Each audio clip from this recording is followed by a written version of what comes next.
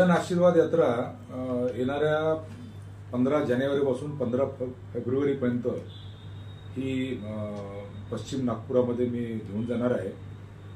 ह्या यात्रेचं जे स्वरूप आहे ते 15 तारखेला 4 वाजता संविधान चौकात डॉक्टर बाबासाहेब आंबेडकरांच्या पुतळ्याला माल्यार्पण करून मी पश्चिम नागपूरमध्ये रोज दुपारी 4 ते रात्री 9 वाजेपर्यंत आणि काही दिवशी सकाळी पण म्हणजे शनिवार रविवार आम्ही सकाळी असं करून जवळपास नागपुरातले जे 1 लाख अंदाजन घरं आहेत त्या घरी मी घरोघरी जाणार। आमची जी 330 जे बूथ आहे त्याची जी कमिटी आहे ते कमिटीचे लोक प्रत्येक ठिकाणी वेगवेगळे लोक त्या एरियातले लोक राहतील आणि प्रत्येक घरी मला ते घेऊन जातील आणि त्या सगळ्यांचा मी आशीर्वाद घेण्यासाठी जनसामान्याच्या समस्या समजून घेण्यासाठी जेवढं शक्य होईल तेवढ्या त्याचं निराकरण करण्यासाठी आणि येणाऱ्या 15 फेब्रुवारी ते 19 फेब्रुवारीपर्यंत होणाऱ्या शिवशाही महोत्सवाच्या निमित्तानं त्यांना आमंत्रण देण्यासाठी मी ही जन आशीर्वाद यात्रा करत आहे।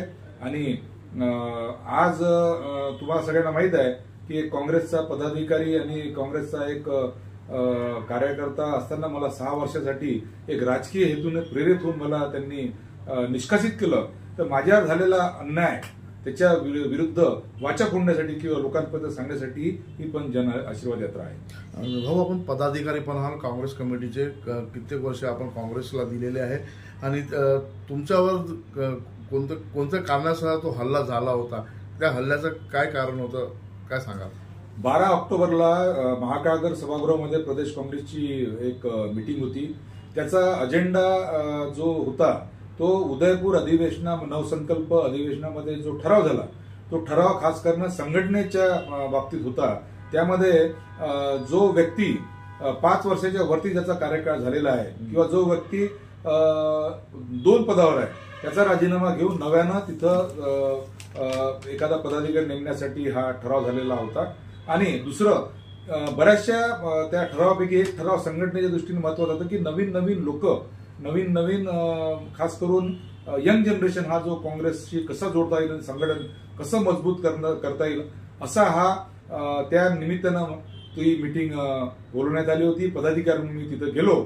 ज्यावेळेस आमच्या शहराध्यक्षांनी प्रास्ताविक करून ही मीटिंग संपल्याचं जाहीर केलं तर मी फक्त तिथं उभा राहिलो की ज्या विषयावर तुम्ही मीटिंग बोलवली तिच्यावर चर्चा न करता तुम्ही मीटिंग कशी काय तुम्ही संपवता। तर हे बोलायच्या पहिलेच माझ्यावर अटॅक झाला आणि सगळं प्रिप्लॅन्ड होतं, कसा मी त्याच्यातून बचावलो। पण 4 ते 5 दिवसानंतर मला फार आश्चर्य वाटलं, मला फार मोठा धक्का बसला की शोकॉजची नोटीस मला आली आणि त्याचं मी शोकॉजची नोटीस आल्यानंतर मी ज्यावेळी माझं रिप्लाय दिलं, आमचे जे डिसिप्लिन कमिटीचे अध्यक्ष पृथ्वीराज चव्हाण आणि दुसरे सदस्य सिनियर सदस्य उल्हासदादा पवार यांना मी जेव्हा भेटलो त्यावेळेस मला आणखी एक आश्चर्य मला एक धक्का बसला की माझी 5वी कंप्लेंट होती। म्हणजे जाणून बुजून प्रीप्लॅन पद्धतीनं कटछाई करून माझा त्यांनी एक राजकीय बळी घेतला। त्या दिवशी मला समजत होतं की माझ्यावर ऍक्शन होणार आणि एक 8-10 दिवसा पहिले माझ्यावर निष्कासित होण्याची त्यांनी कारवाई केली। अतिशय मी निश्चित करतो माझ्यासारखा कार्यकर्ता ज्यावेळेस डिजिटल मेंबरशिपचा ड्राईव्ह होता 22,000 मी डिजिटल मेंबर्स केले, म्हणजे 22,000 लोकांना मी काँग्रेसशी जोडलं। माझा बहुजन विचार मंच हा मागील 10 वर्षापासून हा काँग्रेसचे विचार तळागाळापर्यंत कसे पोहोचतील त्या दृष्टीने आम्ही मोठमोठे कार्यक्रम करत आहोत। त्यामध्ये एक संविधान जागर संविधान बचाव नावाचा कार्यक्रम आम्ही प्रामुख्याने करत आहे।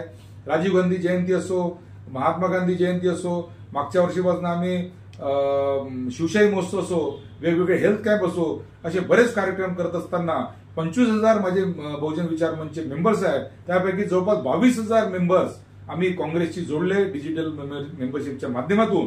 आणि अशा 22,000 लोक जोडणाऱ्या एखाद्या कार्यकर्त्याला लोकसभेच्या निवडणुकीच्या तोंडावर तुम्ही कसे निष्कासित करू शकता? म्हणजे आमचं जे संघटन आहे ते काँग्रेसच्या फायद्यासाठी काम करत आहे की बीजेपीसाठी काम करत आहे, हा माझा प्रमुख आरोप आहे। आपण कितीतरी संघटनेशी जुळलेले आहे। आता काँग्रेस पक्षाने आपल्यावर एवढा मोठा अत्याचार केला, आता आपली मागणी काय आहे, नेमकं काय समोर? आमची ऑल इंडिया काँग्रेस कमिटीची जी डिसिप्लिनरी कमिटी आहे ज्याचे अध्यक्ष AK अंधुनी साहेब आहेत, त्याचे सदस्य तारिक अनवर साहेब आहेत, अंबिका सोनी आहे त्यांना मी माझं जो अपील ते मी पाठवलेलं आहे. थोड्याच दिवशी मी त्यांना भेटणार आहे. मला पूर्ण, कारण माझ्यावर जी कारवाई झालेली आहे ती कारवाई जनरली एखादा नेता एखाद्या ऑफिशियल कॅन्डिडेटच्या विरोधात उभा राहतो, रिबेल करतो, किंवा एखादा नेता किंवा कार्यकर्ता एखाद्या स्कॅम मध्ये सापडतो, एखाद्या प्रकरणात दोषी आढळतो, त्यावेळेस अशी कार्यवाही होते. पण असं काही नसताना सूडबुद्धीनं माझ्यावर कारवाई केली. कोणाला कदाचित माझी भीती वाटत असेल आणि आपला विरोधक संपवण्याचा जो डाव त्यांनी केला ते त्या मानसिकतेनं ही कारवाई झाली. पण मी जसं तुम्हाला सांगितलं, जन आशीर्वाद यात्रेच्या माध्यमातून मी प्रत्येक घरी जाणार आहे, प्रत्येक मोठ्यांचा मी आशीर्वाद घेणार आहे आणि ह्या पद्धतीनं माझ्यावर जो अन्याय झाला आहे तो लोकांपर्यंत पोहोचवणार आहे.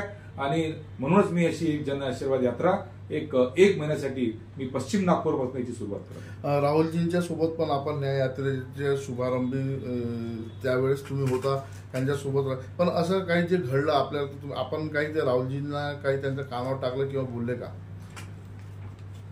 असं आहे की मी राहुल गांधीची जी भारत जोडो यात्रा कन्याकुमारीला सुरू झाली त्या कन्याकुमारीला मी स्वतः तिथे उपस्थित होतो. महाराष्ट्रात पूर्ण वेळ, जितके दिवस महाराष्ट्रात यात्रा होती पूर्ण वेळ मी भारत जोडोमध्ये स्वतः चाललो.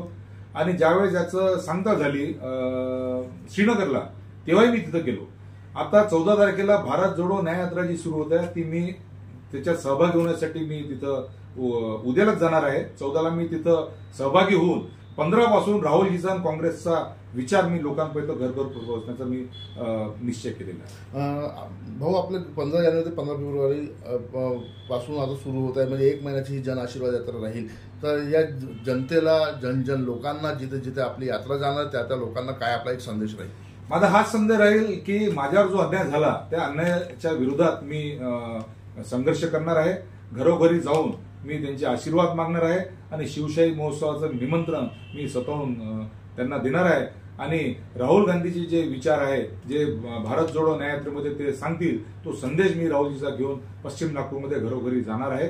ह्या उद्देशाने मी यात्रा ही करत आहे. आपण एक याच्यात हेही बोलले की आता लोकसभेच्या निवडणुकी जवळ आहे आणि भारतीय जनता पार्टीला त्यांना फायदा पोहोचवण्याचा हा एक कट आहे, तर त्याच्यावर आपण काय बोलत? आमच्या संघटनेमध्ये असे लोक आहे जे काँग्रेसमध्ये राहून, मोठ्या पदावर राहून, हे भारतीय जनता पार्टीचा कसा फायदा होईल, भारतीय जनता पार्टीची मदत कशी होईल, माझ्याशी समजा काही नाराजी असेल किंवा माझ्याशी काही विरोध असेल, ज्यावेळेस मी तिकीट मागेल त्यावेळेस माझा विरोध त्यांनी, माझी तिकीट कापणे हा प्रकार याच्या पहिली झाला. आमच्या घराण्यातले कॉर्पोरेशनची तिकीटी आमची कापलेली आहे. बराच संघर्ष आम्हाला करावा लागतो. ज्यावेळेस मी समजा तिकीट मागायसाठी गेलो त्यावेळेस समजा माझ्यावर तुम्ही अशी कारवाई केली असती तर मी एखाद्या वेळेस समजू शकलो असतो.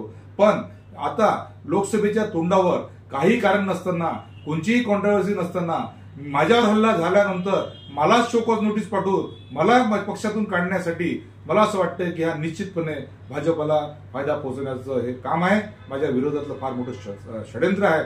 म्हणून मी हा निर्णय घेतलाय की आता आपण घरोघरी जाऊन आपण जनार्दनांचा आपण आशीर्वाद घेतला पाहिजे आणि आपण आपल्यावर जो अन्याय झाला तो लोकांपर्यंत पोहोचवला पाहिजे. आपल्याला वाटत नाही का एकीकडे सुनील केदार, दुसरीकडे तुम्ही? सुनील केदार यांना एक जेव्हा चुनाव आता निवडणूक समोर आहे त्यांना जेलमध्ये टाकण्यात आलं, त्यांच्यावरती जे आरोप लावले ते होतेच, पण त्यांनी शेअर असं सांगितलं जात आहे की शेअर मार्केटमध्ये लावलं आणि त्यांना ते लोकांना अर्धे पैसे दिले पण झाले. आणि दुसरीकडे तुम्ही पण आता असं वाटत नाही की काँग्रेसमध्येच काही असं लढा मध्यस्थी सुरू आहे? मी तुम्हाला सांगितलं काँग्रेसमध्ये काही लढा नाही आहे. काँग्रेस खरोखर तुम्हाला मी सांगतो की ठीक आहे, मतभेद असतात पण अशी काही खूप मोठी अशी फूट नाही. आज सगळे नेते एका मंचावर असतात, सगळेजण काम करत आहेत. पण काही आमच्या संघटनेच्या मोठ्या पदावर असलेले जे नेते आहे ते काही ना काही कारणाने म्हणा की हा भाजपाला कसा फायदा होईल.